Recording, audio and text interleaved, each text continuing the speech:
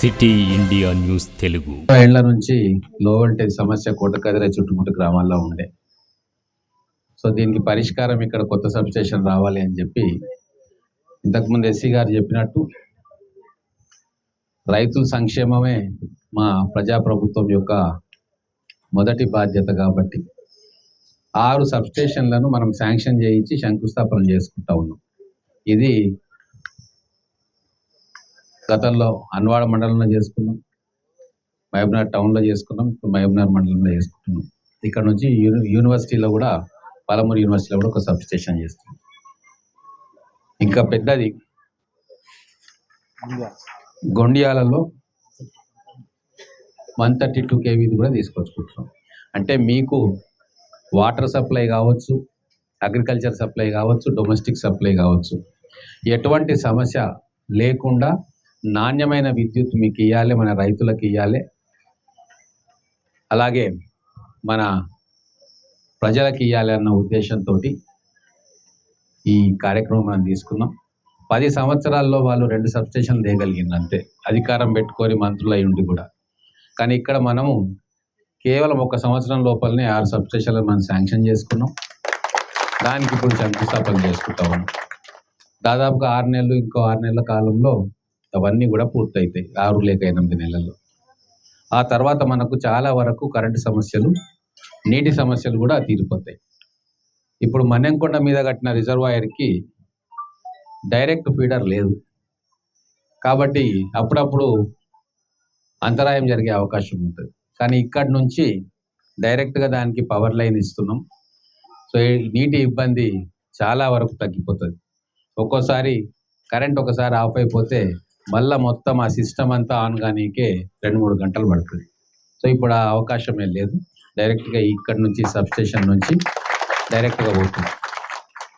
అలాగే ఇంతకుముందు నరసింహారెడ్డి గారు చెప్పినట్టు సార్, టెంపుల్కి కూడా చాలా పెద్ద ఎత్తున యాత్రికులంతా కూడా తరలి వస్తూ ఉన్నారు, భక్తులు. రోజు రోజు కూడా మన మన్నెంకొండ విశిష్టత పెరుగుతూ ఉంది. మన ముఖ్యమంత్రి గారితో కూర్చున్నప్పుడు కూడా డీటెయిల్ ప్లాన్ కూడా సబ్మిట్ చేయడం జరిగింది. దాదాపు 130 కోట్ల రూపాయలతోటి మన్నెంకొండ దేవాలయాన్ని అభివృద్ధి చేయాలని చెప్పి కూడా ముఖ్యమంత్రి గారితో చెప్పినాం. దానికి ఎస్టిమేషన్స్ కూడా తయారు చేసుకుంటా ఉన్నాం. ఖచ్చితంగా గత ప్రభుత్వాల కంటే ఎన్నో రెట్లు ప్రజలకు ఉపయోగపడే అభివృద్ధి కార్యక్రమాలు ఈ గవర్నమెంట్ చేస్తుంది. నేను కూడా అడ్వర్టైజ్మెంట్కో ఏదో రేపటి కోసమో పనిచేయట్లేదు. మళ్ళీ 20-25 సంవత్సరాల వరకు కూడా ప్రజలకు ఎటువంటి ఇబ్బందులు కలగొద్దు, ఆ అవసరాలను ఇప్పుడు పూర్తి చేయాలని చెప్పి చాలా జాగ్రత్తగా ప్లాన్ చేసుకుంటూ చేస్తూ ఉన్నాం. మంచి పని చేస్తే దానికి ప్రచారం అవసరం లే, ప్రజలే గుర్తుపెట్టుకుంటాం. కాబట్టి మనం ప్రచారం చేస్తే ఏమవుతుందంటే ఎక్కడ 2-3 పొరపాట్లు జరిగితే ఇంత పొడుగు మాటలు చెప్పిండు పని కాలేదంటారు. అదే మనం నిబద్ధతతోటి పని చేసుకుంటూ పోతే అరే బాగా పని చేస్తున్నారు వీళ్ళు అనే అభిప్రాయం ప్రజల్లో ఉంటుంది. మా మిత్రులకు కూడా, మా పార్టీ మిత్రులకు, ఇక్కడ ఉన్న రైతులకు కూడా నేను ఒకటే చెప్పదలుచుకున్నాను. రైతు రుణమాఫీ గత 10 సంవత్సరాల్లో ఏ రోజు కూడా అంత పెద్ద ఎత్తున జరగలే. 25 లక్షల రైతు కుటుంబాలకు 2 లక్షల వరకు రుణం ఉన్న అందరికీ కూడా మాఫీ జరిగింది. ఇక లెక్కలు చాలా చెప్తారు, ఇంతమంది ఉండే అంతమంది ఉండే. మరి మీ అప్పుడు ఎక్కడ పోయినాయి ఈ లెక్కలన్నీ? వాళ్ళ ప్రభుత్వం ఉన్నప్పుడు మరి రైతులు కొత్తగా పుట్టుకొచ్చిండ్రా? నియమ నిబంధనలకు లోబడి రుణమాఫీ ఎవరికి ఇవ్వాలనో దాదాపుగా 95% మందికి మనం ఇచ్చినాం. కాకపోతే ఏంది అంటే ఒక గ్రామంలో 390 మంది ఉంటే 380 మందికి రైతులకు రుణమాఫీ అయ్యింది. 380 మంది వచ్చి మాకు రుణమాఫీ జరిగింది అని చెప్పరు. ఆ 10 మంది మీటింగ్ వచ్చి ఖరాబ్ చేసే ప్రయత్నం చేస్తారు. ఎప్పుడు కూడా మన స్కూల్లో అడుగురి 10వ తరగతి పిల్లలు అందరు పాస్ అవుతారా? ఓ 2-3 ఫెయిల్ అవుతారు. ఇక 2-3 ఫెయిల్ అయినారు కాబట్టి పంతులు సరిగా చదువు చెప్పలేదని చెప్పి మనం ఆ టీచర్ల మీదకి పోతామా? పోం కదా. ఆ పిల్లగాడు చదవలేదో, ఏం కారణమో, ఆ బడికి రాలేదో, ఏదో కారణం చేత 3-4 ఫెయిల్ అవుతారు. మరి ఆ చదువు పాస్ అయ్యి మంచి మార్కులు తెచ్చుకున్న పిల్లలు అట ఎందుకు పాస్ అయ్యారు, ఎట్లా పాస్ అయ్యారు? పంతులు మంచిగా చదువు చెప్తే పాస్ అయ్యారు. ఇక్కడ కూడా ప్రభుత్వం ఇన్ని లక్షల మందికి రుణమాఫీ ఇచ్చింది అంటే ప్రభుత్వం ఒక మంచి పని చేస్తున్నట్టు. దాని గురించి మనం ఆలోచించాలి. ఓ 10-20 మందికి రాకుంటే మొత్తం రానట్టు కాదు. ఇది మనం గ్రామాన ఇంటికి చెప్పాలి. ఇంకా అనేక పథకాలు ప్రభుత్వం ద్వారా ప్రతి ఇంటికి చేరుతా ఉన్నాయి. ఈరోజు గృహజ్యోతి కింద 13,000 కనెక్షన్లు మన మండలంలో 200 యూనిట్లు ఫ్రీగా ఎలక్ట్రిసిటీ వస్తూ ఉంది వాళ్ళ ఇళ్లకు. గతంలో 800 రూపాయలు, 500 నుంచి 800 రూపాయల దాకా వాళ్ళకు బిల్ అయ్యేది. కొంతమంది పేదవాళ్ళు కట్టకుంటే ఎలక్ట్రిసిటీ డిపార్ట్మెంట్ వాళ్ళు వాళ్ళ గత్యంతరం లేక బకాయిలు పెరుగుతున్నాయని చెప్పి వచ్చి కట్ చేద్దామని చెప్పి వచ్చేటోళ్ళు. ఇప్పుడు ఆ పరిస్థితి లేదు. 200 యూనిట్ల కింద ఉన్న వాళ్ళందరికీ కూడా జీరో బిల్ వస్తూ ఉంది. అది నిరంతరాయం వస్తూ ఉంది, ప్రతి నెల వస్తూ ఉంది. మా దగ్గర లిస్ట్ ఉంది, ఎన్నెన్ని లక్షలు ప్రతి నెల మన మహబూబ్ నగర్కే ఇస్తున్నాం, మన రైతులకు ఇస్తున్నాం, ఇక్కడ ఉన్న ప్రజలకు ఇస్తున్నాం. ఏప్రిల్ నెలలో ఇప్పుడు మే వచ్చింది కదా, 3వ తారీఖు 41 లక్షల రూపాయలు మనం సబ్సిడీ ఇచ్చినాం మన రైతులకు. మార్చి నెలలో 36 లక్షలు, ఫిబ్రవరిలో 33 లక్షలు. అంటే నెలకు పెరుగుతూ ఉంది. గృహజ్యోతి స్కీమ్లో వచ్చే కుటుంబాల సంఖ్య పెరుగుతుంది అంటే ఎక్కువ ఉన్నోళ్ళు మళ్ళీ 2 విడివిడి మీటర్లు తీసుకొని వాళ్ళు అట్లా ఆదా చేసుకుంటా ఉన్నాం.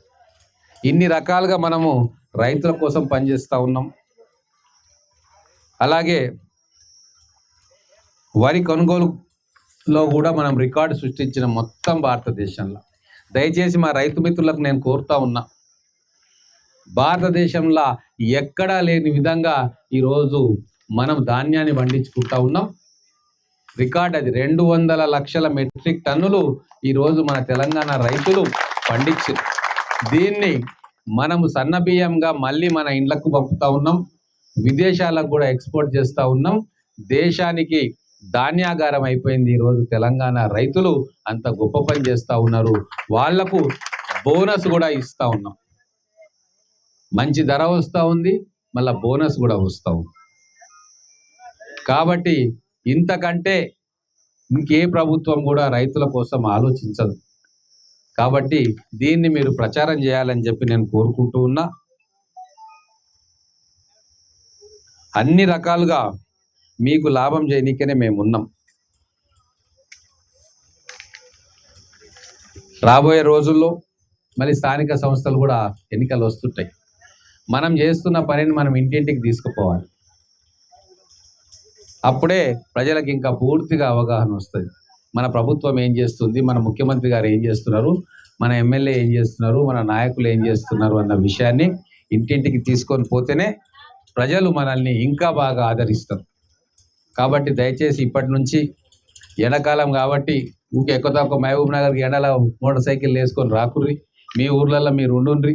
ప్రతిరోజు ఓ 10, 20, 50 ఇండ్లకు పోన్రి, కూర్చోండ్రి, రైతుల దగ్గర కూర్చోండ్రి, మన అమలక్కల దగ్గర కూర్చోండి, పెద్ద మనుషుల దగ్గర కూర్చోండి.